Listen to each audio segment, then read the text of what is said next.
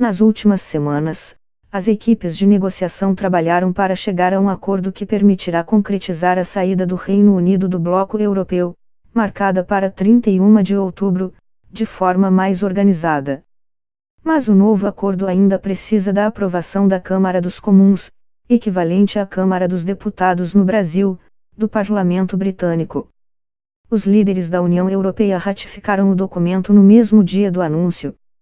Em Londres, Johnson tem agora a difícil tarefa de convencer os parlamentares a aprovarem sua proposta. Enquanto isso, em Bruxelas, Juncker parece ter fechado as portas para a União Europeia conceder uma nova prorrogação do prazo para a saída.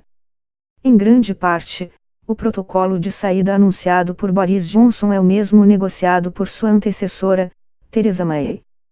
As principais mudanças se referem à Irlanda.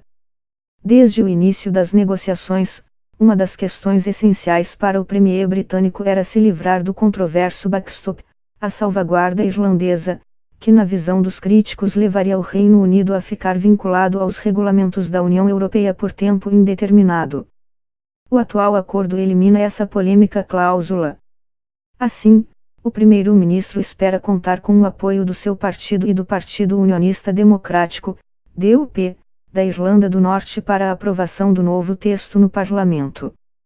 O texto também garante os direitos tanto de cidadãos da União Europeia residentes no Reino Unido, quanto de cidadãos britânicos que vivem na União Europeia. Todo o Reino Unido deixará a União Aduaneira da União Europeia, o que significa que o país poderá estabelecer acordos comerciais com outras nações no futuro. Haverá uma fronteira aduaneira legal entre a Irlanda do Norte e a República da Irlanda, que permanecerá dentro da União Europeia. Mas, na prática, a fronteira em termos alfandegários será entre a Grã-Bretanha e a Ilha da Irlanda, uma vez que os controles serão feitos nos portos de entrada da Irlanda do Norte. O que isso significa? Esses controles e verificações vão ocorrer nos portos da Irlanda do Norte, o que evitará a necessidade de levantar uma fronteira dentro da ilha para executar esses procedimentos. A Irlanda do Norte permanecerá alinhada com o mercado comum europeu em algumas questões como bens e produtos, mas não no caso de serviços, por exemplo. No entanto, a região também continuará fazendo parte da União Aduaneira do Reino Unido, por isso será incluída em qualquer acordo comercial fechado por Londres após o Brexit. Mas, se algum produto for considerado passível de ser transportado para a República da Irlanda que faz parte da União Aduaneira da União Europeia deverá ser paga uma taxa comunitária. O novo acordo também estabelece que a lei europeia que se refere ao Imposto sobre Valor Agregado, IVA, será aplicada na Irlanda do Norte mas sobre bens, e não serviços. Por exemplo, se o Reino Unido decidir reduzir a zero o IVA dos combustíveis domésticos, a Irlanda do Norte ainda precisaria mantê-lo em 5%, que é o mínimo permitido pela União Europeia. O protocolo também aborda o futuro relacionamento comercial entre os dois parceiros, estabelece que ambas as partes trabalharão para assinar um acordo de livre comércio e que será organizada uma reunião em janeiro de 2020 para verificar o progresso nessa área. Sob um mecanismo de consentimento, o protocolo declara que a Assembleia pode votar se mantém a solução para evitar uma fronteira física na ilha da Irlanda 4 anos após a entrada em vigor do protocolo, o que deve acontecer uma vez que o período de transição após o Brexit esteja concluído.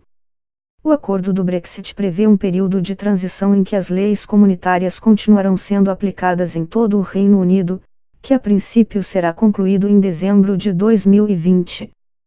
Se a Assembleia da Irlanda do Norte votar contra, as normas europeias continuarão sendo aplicadas na região por mais 2 anos, período no qual o Comitê Conjunto faria recomendações ao Reino Unido e à União Europeia sobre as medidas necessárias a serem tomadas. Se a Assembleia votar a favor por maioria simples, o sistema continuará então por mais 4 anos.